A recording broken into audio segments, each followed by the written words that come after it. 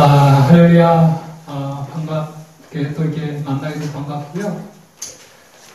이제 주일 법교회가 개척한 지 벌써 2년이 지났습니다. 또 2년 동안 여기까지 은혜 가운데 감사함으로 인도하신 하나님께 모든 영광을 올려드립니다. 또 정말 하나님 나라를 위해 함께 수고하고 또 함께 헌신하며 그렇게 뭔가 정성과 수고를 아끼지 않는 우리 성도님께도 깊은 감사의 말씀을 드립니다. 지난 2년간을 돌아보면서 참 기쁜 일도 많았고 또 안타까운 일도 많이 있었던 것을 보게 돼요. 기쁜 일이라고 한다면 하나님께서 이렇게 성도 한 분 한 분을 참 보내주시고 또 은혜 가운데 잘 이렇게 정착해서 이렇게 예배를 드리고 또 갓 개척해서 얼마 되지 않았지만 저희가 작은 금액이나마 또 우리 선교사님들을 후원할 수 있는 그러한 은혜를 베풀어 주시고 또 우리보다 더 어렵고 힘든 그러한 교회를 좀 도울 수 있는 그러한 교회가 되어서 너무 감사했어요. 그뿐만 아니라 조금 더 안타까운 그런 일들도 있었죠. 코로나 때문에 전도를 막 하고 싶어도 전도를 하지 못하는 이런 안타까운 시간도 있었고요. 또 하나님께서 은혜 가운데 보내준 성도들, 제가 너무 부족해서 그 성도들을 온전히 잡지 못하고 또 떠나갔을 때 목회자로서 굉장히 아픔이 있었던 것이 사실입니다. 그렇게 2년을 돌아보면서 참 기쁘고 또 이런 안타까운 일도 많이 있었지만 그럼에도 불구하고 하나님께서 이 교회 가운데 이러한 은혜를 부어주신 것이 얼마나 감사한지 제가 이 말씀을 준비하면서 정말 하나님께 감사하지 않을 수가 없었습니다. 저는 이제 개척 2년차를 맞이하면서 다시 한번 왜 하나님께서 이 주님의 복교회를 이곳에 세우셨는가? 도대체 교회의 존재 이유는 무엇인가? 이것을 다시 한번 상기하면서 또 1년을 가려고 합니다. 여러분, 이 세상에는 다 존재의 목적이 있어요. 목적 없는 것이 하나도 없어요. 그죠? 이 마이크도 말이에요. 이 소리를 증폭시켜서 멀리서도 다 들을 수 있게끔 그러기 위해서 이 마이크를 만든 거잖아요. 이 세상에는 존재의 목적이 없는 것이 없습니다. 심지어 여러분, 모기 알죠? 모기. 모기는 정말 해충 아닙니까? 해로운 우리 인간에게 굉장히 백해무익한 그것이 모기라고 할 수 있어요. 이 모기 때문에 이 말라리아 모기는 매년 2억 4,700만 명이 이렇게 감염이 된다고 해요. 그래서 이 말라리아에 감염된 사람들이 1년에 한 100만 명이 죽어간다고 합니다. 그뿐만 아니라 이런 모기들은요, 일본 내염이라든지 또 댕결과 같은 그러한 이 바이러스를 또 전파를 해요. 그래서 과학자들은 어떻게 하면 이 모기를 박멸할 수 있을까? 아예 그냥 없애버릴 수 있을까? 그 연구를 한다고 그래요. 그런데 여러분, 또 한편에서는 모기 보존론자들이 모기는 절대 없애서는 안 된다. 모기도 정말 필요하다. 왜 그러냐면 이 모기가 있음으로 말미암아 모기를 먹고 살아가는 그러한 동물들이 있잖아요. 양서류들 말이에요. 또 개구리라든지 또 두꺼비라든지 이런 애들이 다 멸종이 될 수밖에 없다라는 거예요. 그래서 모기의 유충을 먹고 이런 모기를 이렇게 잡아 이렇게 먹는 이러한 이 포식자들이 다 이렇게 죽을 수밖에 없는. 그리고 또 식물들에게 꽃가루를 이렇게 매게 한다고 그래요. 그래가지고 암수가 이렇게 결합을 해서 열매를 맺고 모기가 사라져버리면 이런 생태계의 변화가 일어나가지고 엄청난 인재가 발생할 수 있다는 거예요. 그리고 여러분 또 한 가지는 이 모기를 잡는 희열을 빼앗기잖아요. 전자모기처럼 모기를 탁 잡았어요. 탁. 이 모기를 잡는 재미도 사라질 수밖에 없잖아요. 여러분, 이 모기를 하나님 만드신 이유가 다 있어요. 심지어 인간에게 가장 해롭고 백해무익한 이 모기조차도 존재의 이유가 있다고 한다면 하나님께서 교회를 세우셨는데 아무런 이유 없이, 아무런 목적 없이 교회를 세우셨겠냔 말이에요. 아니에요. 교회에 여러분 존재의 목적이 있는 줄로 믿습니다. 분명한 사실은 2000년 동안 교회가 지금까지 유지될 수 있었던 것은 교회가 바로 이 존재의 목적에 계속해서 집중해 왔기 때문에 교회는 사라지지 않고 2000년 동안, 2000년이 흐르는 지금 이 시점까지도 교회는 존재하고 있다는 거예요. 마찬가지입니다. 우리 교회가 끝까지 주님 오실 그날까지 쓰임받기 위해서는 이 교회의 존재 목적에 여러분 우리가 집중하는 교회가 되어야 한다는 거예요. 그렇다면 여러분 교회의 존재 목적이 무엇입니까?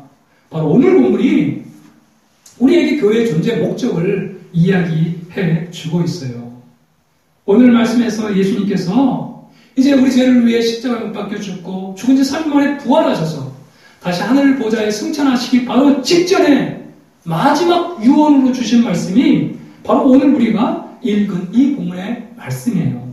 여러분 18절에 보면 예수께서 나와 말씀하시되 하늘과 땅의 모든 권세를 내게 주셨으니 성부 하나님으로부터 하늘과 땅의 모든 권세를 위임받으신 그 예수님께서 그 권위를 가지고 이 땅의 모든 교회와 성도들에게 공적으로 아주 엄숙하게 명하신 명령이 바로 오늘 말씀이에요. 그래서 이 말씀을 교회에서는 Great Commission, 가장 큰 명령, 사명이다. 교회가 반드시 감당해야 될 사명, 그것이 바로 이 오늘의 말씀이에요. 여러분 그렇다면 그 대사명, 가장 큰 우리에게 주신 그 사명이 무엇이냐? 한마디로 말해서 제자를 삼으라는 거예요. 뭐라고요? 제자 삼으라. 우리 19절, 20절에 보면 동사가 4개가 나와요. 한번 잘 보세요.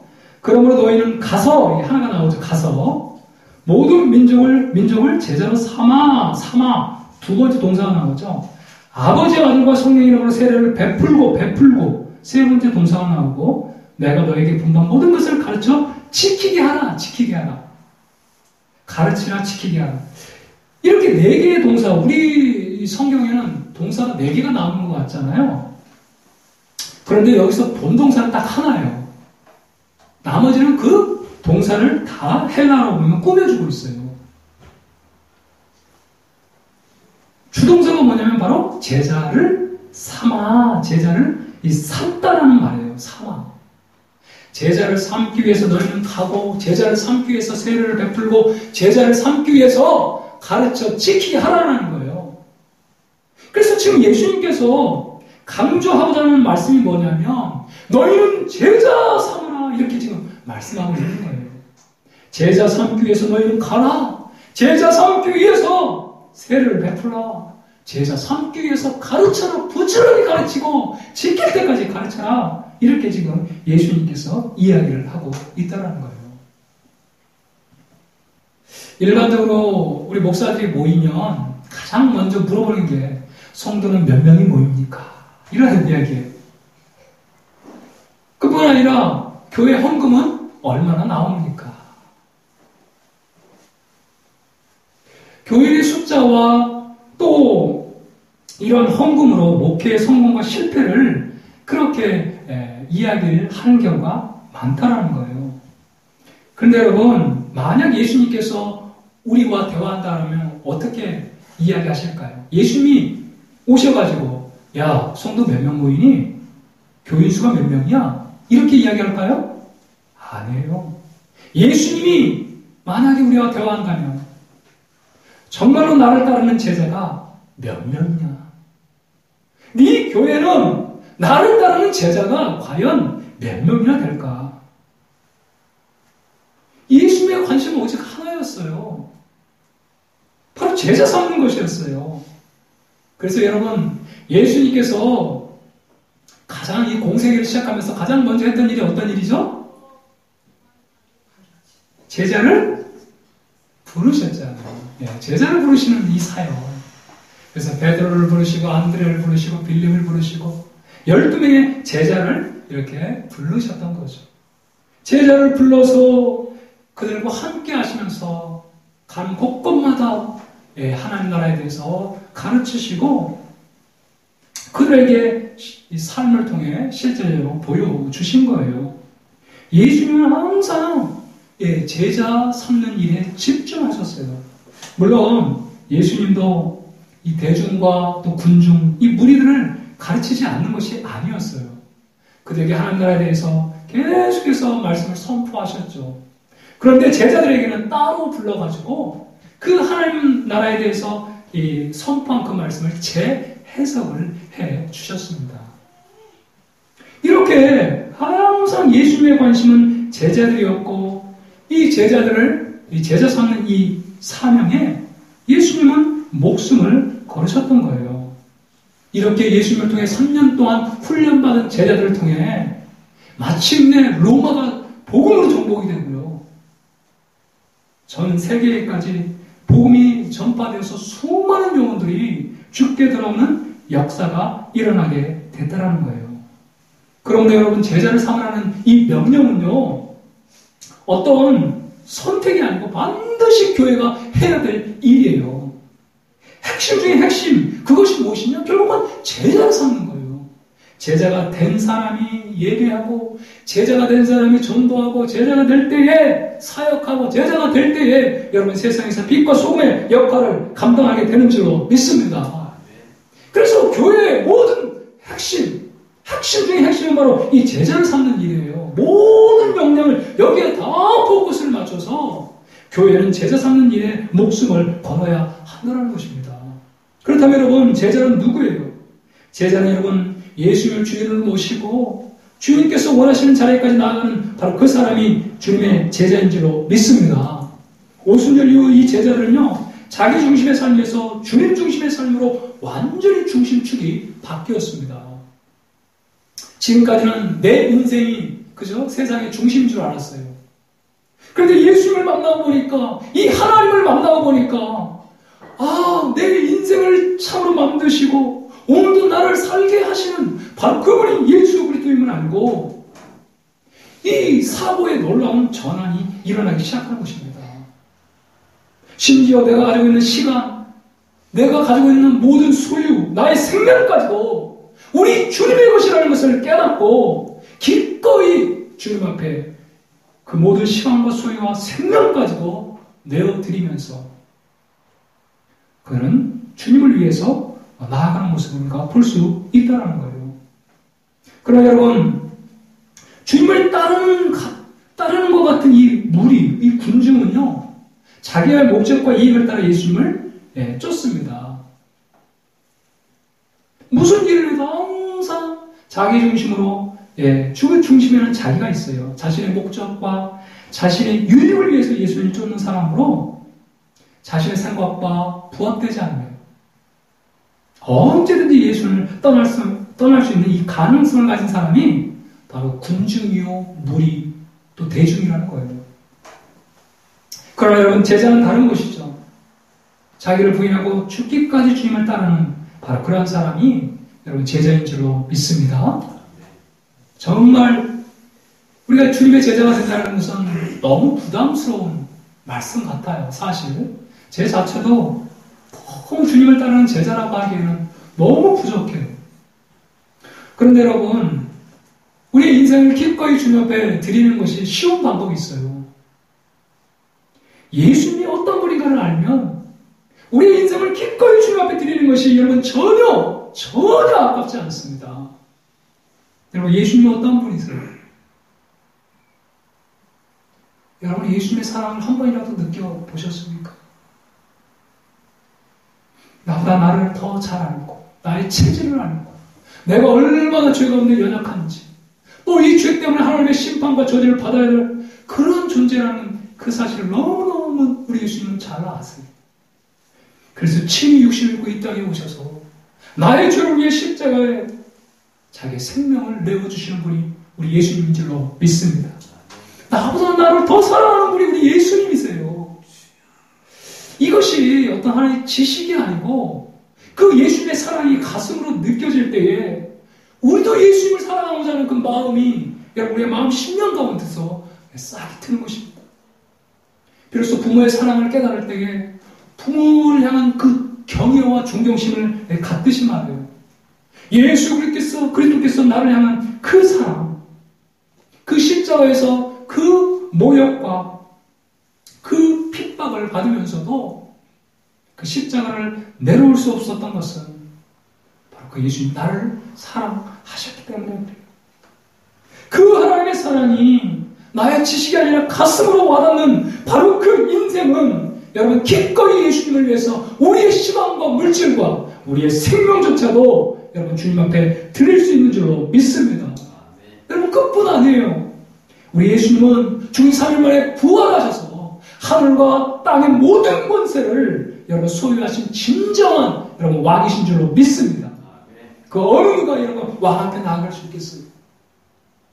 예수 또한 누구인지를 아는 사람은 감히 나 같은 존재를 불러주신 그 주님 앞에 주여 나를 사용하여 주옵소서 기꺼이 우리의 인생을 주님 앞에 드릴 수 있는 것이에요.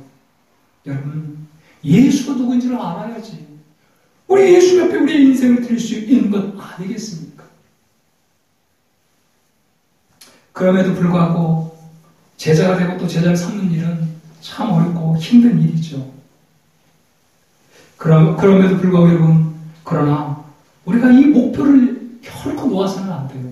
이 거룩한 목표 제자가 되고 제자가 삼는 이 사명을 우리가 놓아버리면 여러분 맛 잃은 소금으로 전락할 수밖에 없습니다. 영향력을 잃어버리는 것이에요. 이 세상은요 더 이상 어떤 기독교를 원하지 않습니다.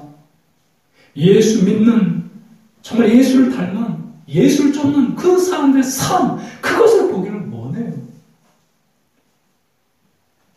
그래서 우리 교회에 정말 2주년을 맞이하면서 이제 3주년을 향해 또 달려가야 될 우리 교회의 목표는 한결같아요.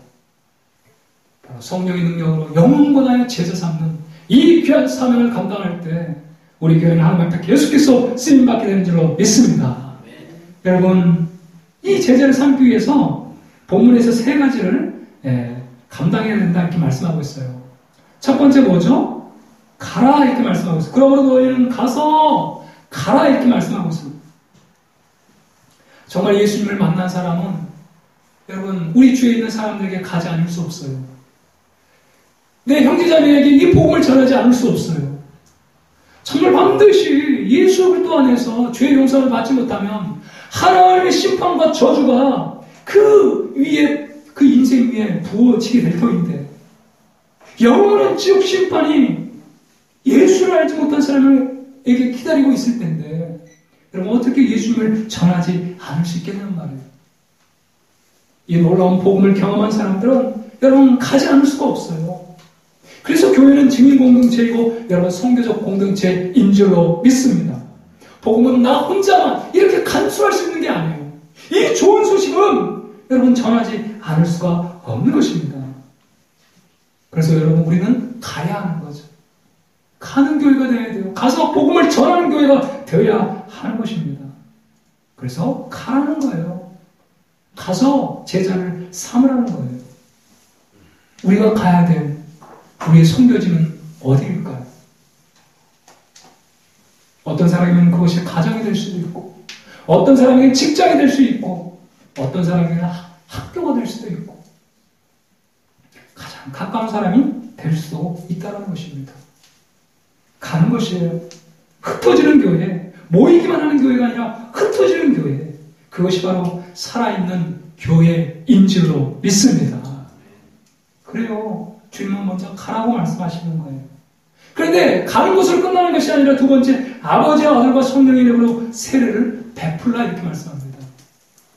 세례를 베푸는 것이 무엇일까요? 반드시 세례를 받기 전에는 신앙 고백을 하셔야 돼요. 예수 그리스도를 나의 구주 나의 하나님으로 영접하는 이 신앙 고백이 없이는 세례를 받을 수가 없잖아요. 이 세례라는 것은 나는 죽고 그냥 물에 잠기는 것이 아니라 나는 죽고 이제 예수와 함께 살겠다는 이 신앙적 표현이 바로 세례예요, 세례. 그래서 그 세례를 받은 사람들은 이제 교회 입교인으로, 정식 교회 멤버로, 교회 한 가족으로 이렇게 영접을 하게 되는 것이죠. 그래서 여러분, 아버지와 아들과 성령의 이름으로, 성삼위 이름으로 세례를 베풀라라는 이런 말은 한 영혼에게 가서 그 영혼에게 예수님을 전해서 그 영혼이 예수님에 대한 신앙 고백을 하고 더 나아가 그 영혼을 교회 한 가족으로 영접하는, 교회 한 일원이 되게 함으로써 가족 공동체를 구성하라는 말이 바로 세례를 베풀라는 말이에요. 그래서 매년 교회는 세례를 베풀어야 됩니다. 우리 범준이가 이제 군대 12월 1일에 가는데, 군대 가기 전에 세례를 받았으면 좋겠는데 지금 시간이 굉장히 촉박하죠. 그러나 군대 갔다 와서 또 얼마든지 받을 수 있으니까요. 정도를 정말 이 범준이가 예수님을 정말 나의 구주 나의 하나님으로 영접하는 그 순간까지 저를 기다리려고 합니다. 그 대신 계속해서 하나님의 말씀을 통해서 예수님이 어떤 분인가를 증거하기를 원해요. 여러분, 이렇게 교회는 날마다 세례를 베풀고 하나님의 가족을 이렇게 구성하고, 그래서 어떤 교회는 건물이 아니에요. 이렇게 세례를 받은 한 사람 한 사람들이 모인 곳이 여러분 교회인 줄로 믿습니다. 교회는 공동체이고 이 교회는 그래서 함께 이렇게 나아가는 것이 교회예요.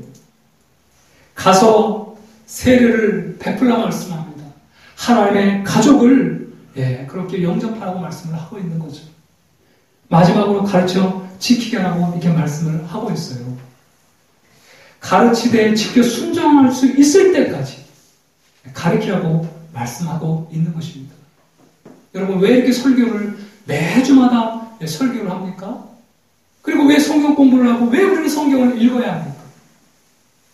바로 하나님의 말씀을 날마다 통해서 우리가 배움을 받고 이 하나님의 말씀을 순종할 수 있을 때까지, 여러분, 하나님의 말씀을 또 우리가 배우고 공부하고 여러분 또 배운 사람들이 가르칠 수 있을 때까지 끊임없이 하나님의 말씀을 가르쳐 지키게 하는 줄로 믿습니다. 그걸 통해서 계속해서 복음이 우리를 통해 또 다른 사람에게 흘러갈 수 있도록 그렇게 가르침의 사명을 교회에서 감당을 하고 있는 거죠. 우리 교회도 이제 지금은 아직 주일학교가 미약하고 또 코로나로 인해서 우리 아이들, 나오던 아이들마저도 지금 못 나오고 있는 이런 상황입니다. 그럼에도 불구하고 내일 있는 교회가 되기 위해서는 끊임없이 우리의 귀한 자녀들에게 또 우리 주일학교가 더욱더 활성화되어야 하는 줄로 믿습니다. 바로 이 가르침의 사명을 계속해서 감당해야지 내일 있는 교회가 될 수 있다는 거예요. 그래서 교회는 항상 가는 교회, 가서 정말 예수 그리스도를 영접할 수 있도록 그렇게 복음을 증거하고 그 예수님을 영접했을 때 한 가족으로 함께 그렇게 귀한 영혼들을 맞이하고 그리고 그 영혼들을 끝까지 가르쳐 순종할 수 있을 때까지 가르침으로 말미암아 이 제자 삼는 사역을 우리는 감당할 수 있게 된다는 거예요. 여러분, 제자가 있는 교회만이 지역사회를 바꿀 수 있고 제자가 있는 교회만이 여러분 생명의 역사를 계속해서 이어갈 수 있다라는 것입니다.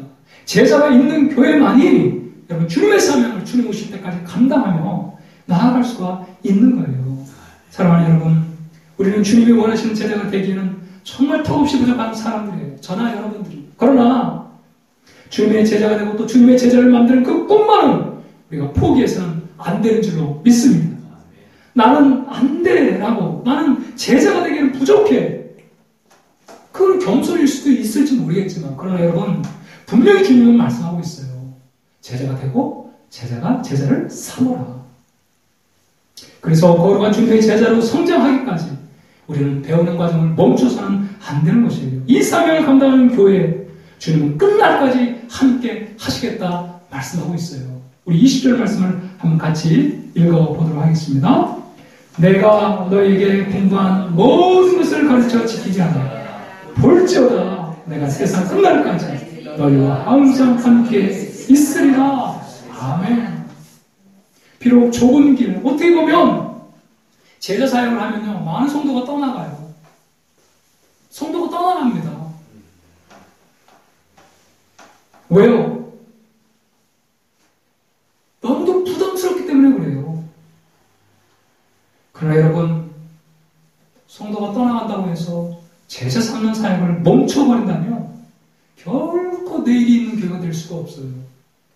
한 영혼이라도 끝까지 주님을 따르는 주님의 제자를 삼는 그런 거룩한 비전을 가지고 우리가 포기하지 않고 나아간다면 주님께서는 3주년, 4주년, 20주년, 30주년 주님 오실 그날까지 여러분 주님의 복교회가 주님 앞에 쓰임받게 되는 줄로 믿습니다. 그렇게 제자로 길러진 하나님의 사람들을 통해 이 지역사회가 변화되고 이 지역에 놀라운 생명의 복음이 증거돼서 죽어가는 영혼들이 죽게 들어오는 놀라운 역사들이 일어나게 될 줄로 믿습니다. 설립기념 2주년을 맞이하여 우리 교회의 존재 이유를 여러분 우리가 다시 한번 우리의 마음에 각인하고 우리가 3주년을 향해 나아갔으면 좋겠습니다. 사랑하는 여러분, 이 거룩한 목표가 너무 커 때로는 포기하고 싶지만 그러나 이 목표를 놓치면 교회는 결국 생명력을 잃고